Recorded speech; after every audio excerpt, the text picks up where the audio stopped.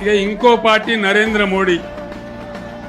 ఏమన్నా పైసా లాభమైందా నరేంద్ర మోడీతోని? 150 స్లోగన్లు చెప్పిన 150. సబ్కా సాత్ సబ్కా వికాస్ ఏమన్నా అయిందా? ఏం కాలే కానీ సత్యనాశ అయింది.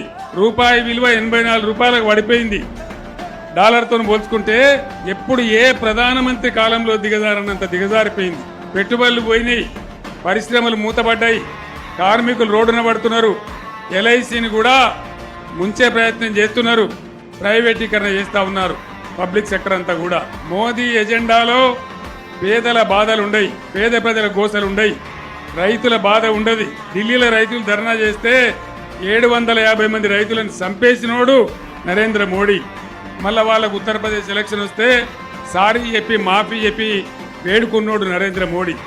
నేను ముఖ్యంగా యువకులు, విద్యార్థులు, మేధావులు, ఆలోచన పరులతోన్న మనవి, ఈ రాష్ట్రం మనది, ఈ దేశం మనది, భవిష్యత్తు మనది.